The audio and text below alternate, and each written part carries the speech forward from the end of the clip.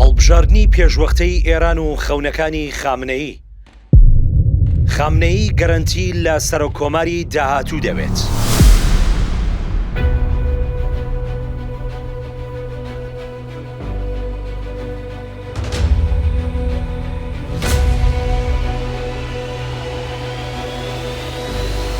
ئێستا خامنەیی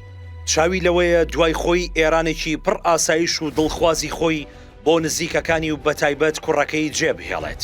ئەو چاوی لەوەیە دەوڵەتێکی جێگیر و بەهێز جێبهێڵێت. هاوکات ئەوانەی دەچنە ناو حکوومەت دوای مردنی ئەویش دڵسۆز و وەفادار بن بۆ هەمان ئایدۆلۆژیا و سیاسەتی ئێستای ئێران پەرە پێ بدەن. بۆ خامنەیی تەمەنە 75 ساڵ دوای مردنی ئیبراهیم ڕەئیسی وەزیری دەرەوە و کۆمەڵێک سەرنشینی دیکە، ئێستا گەرمترین پرس هەڵبژاردننی پێشوەختەیە چونکە وڵات بێسەرۆکە. هاوکات یەکەم جاریشە ئەوە لە مێژووی کۆماری ئیسلامی ئێران ڕوو بدات. دوای زیاتر لە هەفتەیەک لە گیان لە دەستدانی ئیبراهیم ڕەئیسی،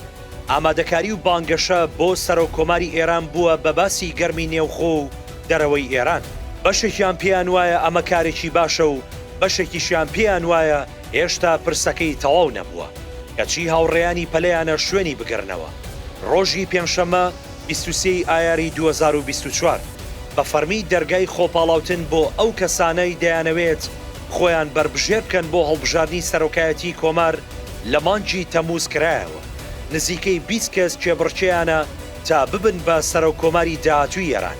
بەڵام بەمەرجێ خامنەیی پەسەندی بکات و سەرۆکۆماری داهاتووش بەیعەتی هەمیشەیی بدات بە خامنەیی. ئەمە سەرباری ئەوەی باز لە موستەبا کوڕە گەورەی خامنەیی دەکرێت کە دەیەوێت ببێت بە جێگرەوەی باوشی. گرنگترین ئەو کەسانەی ناویان لە میدیای ئێران بڵاو بۆتەوە بۆ بوون بە سەرۆکۆماری داهاتووی ئێران بریتین لە ئیسحاق جەهانگیری، محەممەد ڕەزا عارف، محەممەد جەواد زەریف، مەسعود پزیشکیان، عەبدولناسر هیممەتی، محەممەد باقر نوبەخت، محسین میهری عەلیزادە، محسین هاشمی، علی لاریجانی، محەممەد باقر قالیباف، محەممەد ئەحمەدی نەژات، سەعید جەلیلی، حەسەن دەحقان، حەداد عادل، علی ڕەزا زاکانی، مێهردار بزرباش و پەروێز فەتاحی. بە گوێرەی ئەوەی ئەمانە پێشتر یان بربژێری سەرۆکایەتی کۆمار بوون، یان لەو پۆستەدا بوون، یان لە بەشێکی گرنگی دەسەڵاتدا بوون و بەرپرسیارەتی گەورەی سیاسیان هەبووە. وەیە ئێستا دوای مردنی ڕەئیسی دووبارە بە دوای هێزی خۆیاندا دەگەڕێن و دەیانەوێت ببنە سەربازی هەڵبژێردراوی خامنەیی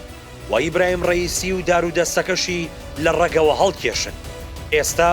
بەشێک لەوانەی لە باڵی ڕەئیسی بوون ترسیان لێ نیشتووە کە خۆریان ئاوا دەبێت. ڕەخنەی توند لەو پەلەکردنەی ئەنجامدانی هەڵبژاردن دەگرن. حسامەدین بەراتی،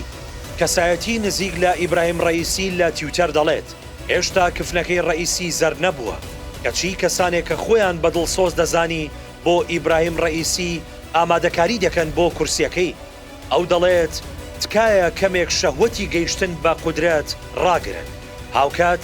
مێهرداد بەزرپاش، وەزیری گواستنەوە و گەیاندنی کۆماری ئیسلامی ئێران لە یەکەم لێدوانیدا گوتی ئەو کەسانی ساڵێک بوو هەوڵیان دەدا کە ئیبراهیم ڕەئیسی تەنها یەک خول سەرۆکۆمار بێت، ئێستا ئارەزوەکەیان بەدی هات. هاوکات بەشێکی دیکە لە سیاسی و کەسایەتیەکان کە لە خامنەیی نزیکن بۆچوونی دیکەیان هەیە و دەڵێن نابێت وڵات بێسەرۆک بێت و ئەوە مەترسیە بۆ ئێران. پەیمان جەبەلی سەرۆکی گشتی دەستگای سەدا و سیمای ئێران کە بە بڕیاری خامنەیی لەو پۆستەدا دانراوە دەڵێت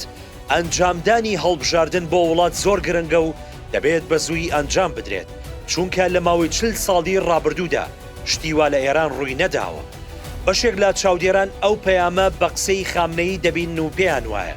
خامنەیی دەیەوێت جێگرەوەی ڕەئیسی بە زووی دیاری بکات چونکە میدیا ڕنگدانەوەی خاوەنەکەیەتی، بۆیە پێیان وایە لە پشت خامنەییەوە کوڕەکەی پاڵنەرە و ئەو بڕیار دەدات چێ ببێت بە جێگرەوەی باوکی. سەرڕایەوەی خامنەیی دەیەوێت دوای خۆی استراتیژ و پەیامەکانی هەمیشە زیندوو بمێننەوە و وەک خۆی بەردەوام بێت.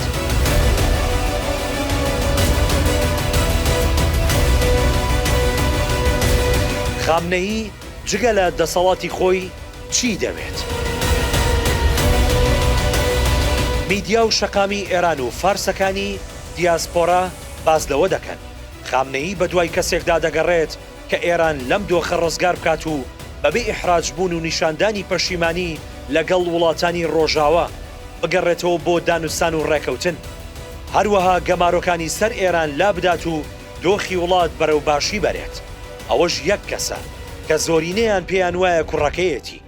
ڕۆژنامەی واشنتۆن پۆستی ئەمریکی دەڵێت خامنەی دەیەوێت کەسێک ببێتە سەر و کۆمار کە لە ڕۆژئاوا نزیک بێت و بتوانێت لەگەڵیان بگاتە ڕێکەوتنێک بۆیە ئامادەی هەموو شتێکە تا دوای خۆی ئێرانێکی ئارام بۆ نزیکەکانی جێبهێڵێت واشنتۆن پۆست پێی وایە کە دوو کاندیدی بەهێزان بۆ شوێنەکەی ڕئیسی هەم نزیکن لە خامنەی و هەمیش ڕۆژاوە ئامادەیە گفتوگۆیان لەگەڵ بکات ئەوانیش هەر یەک لە عەلی لاریجانی و سەعید جەلیلین و خامنەیش ئەو دوانەی لاپەسەندە بەڵام هێشتا کاندیدی زیاتر هەن بۆیە بەهۆی ئەو دۆخە نەهەمواری ئێران فشار و هەڕەشەکان قورسن و ئەستەمە ئەو دۆخەی ئێران وا ئاسان کۆنتڕۆڵ بکرێت میدیاکانی ئێران سیاسیەکان هاوڵاتیان و تەنانەت ئێرانیەکانی تاراوگەش چاوەڕوانی قسەیەکی خامنەیین ئاخۆ هەڵبژاردن چۆن دەبێت و بە کام یاسا و بنەما بەڕێوە دەچێت چونکە هیچ یاسایەک لە ئێران نییە بۆ خۆکاندیدکردن و بربژێرکردن و ناوتۆمارکردن بۆیە ئەوە کارێکە دەبێت کۆمسیۆنی هەڵبژارنەکان ڕاستەوخۆ لە خامنەییەوە فەرمانەکە وەرگرن سایتی مراروو کە نزیکە لە ئوسوڵگەرایانی ئێران بە پشبەستن بە ڕەزامەندی خامنەیی ناوی کۆمەڵی کاندیدی دیاری کردووە بۆ سەرۆکی داهاتووی ئێران ئەوانیش بریتین لە سەعید جەلیلی ئیسحاق جەهانگیری محەممەد جەوا زەریف عەلی لاریجانی سەعید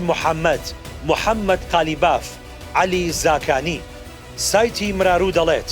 بەگشت پێوەرەکان هەر یەکە لە سەعید جەلیلی عەلی لاریجانی ئیسحاق جەهانگیری سێ نزیکترین بربژێرن بۆ ئەوەی ببنە دارحەساکەی دەستی خامنەیی و ببن بە سەرۆکۆمار هەرسێکیان خاوەن سێ پێگەی بەهێزی سیاسی ئابووری سەربازین ئەوە جگەلەوەی پەیوەندیان لەگەڵ کوڕەکەی خامنەییش زۆر باشە ئەوەی بۆ خامنەیی گرنگە ئەم خولەی سەرۆکایەتی دەبێت بە دڵی ئەو بێت و تا 4 ساڵی دیکە کەسێک بێت هیچ مەترسی بۆ سەرداهاتووی خۆی و بنەماڵەکەی نەبێت و کوڕەکەشی قبول بێت وە کەسی یەکەم و شوێنگرەوەی چونکە ئەوە خواستی خامنەییە و ڕەنگە ئەمە کۆتا خولی هەڵبژاردنی سەرۆکایەتی کۆمار بێت کە خامنەی ڕۆڵی تێدا هەبێت چونکە خولی داهاتوو ئەگەری ئەوە هەیە خامنەی لە ژیاندا نەمابێت هاوکات بۆ چوونێکی دیکە کە لە میدیاکانی ئێران ئینتەرناشناڵ و BBC فارسی باز دەکرێت ئەوەیە کە خامنەیی دڵنیایی دەبێت لەو کەسەی دەبێتە سەرۆکۆمار کە بە هیچ شێوەیەک نەبێتە مەترسی بۆ سەرکوڕ و بنەماڵەکەی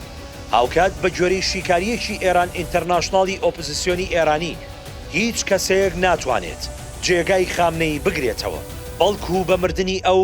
بە تەواوی ئێران دابەشی سەر چەندین گروپ و بەرە دەبێت چونکە هیچ بەرپرسێکی باڵا و کاریگەری ئێستای ئێران بە کوڕەکەی خامنەییشەوە